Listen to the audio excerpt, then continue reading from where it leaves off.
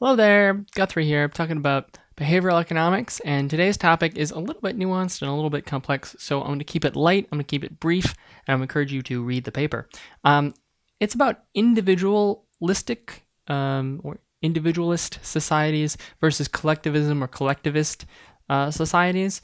And the big takeaway, and I can sum it up really quickly, is I live in Chicago, and just because you have a marketing strategy that works for me and that works for America doesn't necessarily mean that it's going to work for other places in the world, especially places that have a more collectivist society. So what is that I mean? So I want to make sure, I'm going to quote this to make sure I get this right, okay? So there's a wonderful paper by Cialdini, Wazinski, and Barrett and Butner, and Gornick Duros, I want to make sure I get everyone there, called Compliance with a Request in Two Cultures. Now, they separated the cultures into two groups. So there were individualistic societies. Boy, tongue twister. Individualistic societies tend to define the self as autonomous and independent from groups. So again, that's definitely America, probably Australia too. The outgoing kind of me-centered cultures, freedom, liberty. The self is independent. It's what I want. Okay. Collectivist societies tend to define the self more in terms of group membership. So I am part of, I define myself, right?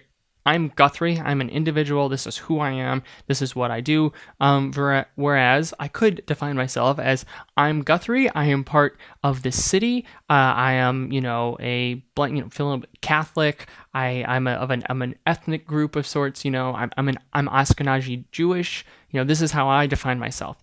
It's the definition of how I see myself is defined through the collective as opposed to I'm my own person. And neither is right or wrong, they're just different. So the theory is that you can invoke behavior, right? When someone does one thing or the other thing by using different strategies in different societies. So using the same strategy or using a very individualistic marketing strategy may work in countries with very strong levels of individualism, but may not be as effective in other countries. Now, I'm not going to get into exactly what countries are where and when, and there are other studies about that, and again, I encourage you to read the paper. But especially, and I want to make sure I get this right, just don't assume that a strategy will always work in every culture and every society.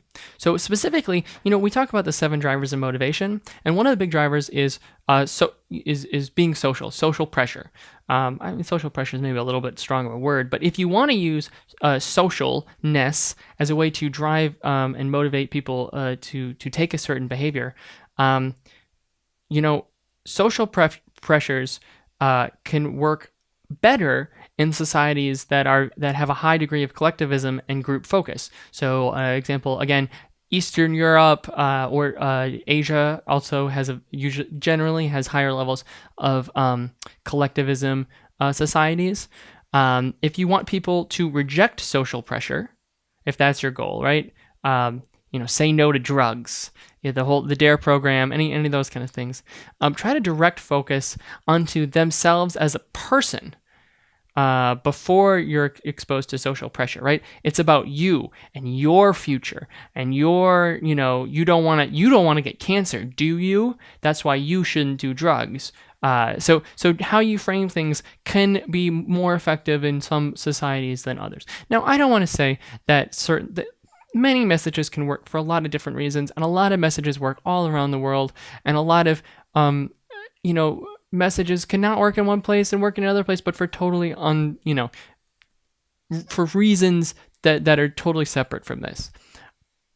You should experiment yourself. But if you are in your organization, you're finding that some marketing strategies are working better in some places, if you have the analytics for that, and some less well in others, you should try and look at it from this lens. So this is another tool you can use to kind of think about how to craft your messages from a brain and behavioral science standpoint to try to invoke behavior and invoke action taking based on the kind of identity of the self in between variations in different cultures and different countries. So hopefully you now can use this and think about it. You can let me know if you think this is totally nonsense and doesn't exist, or if you see this all the time.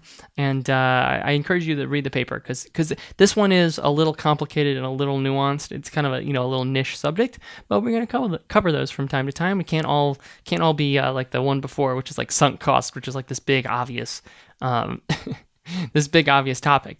So I hope you enjoy it, and I will see you again soon.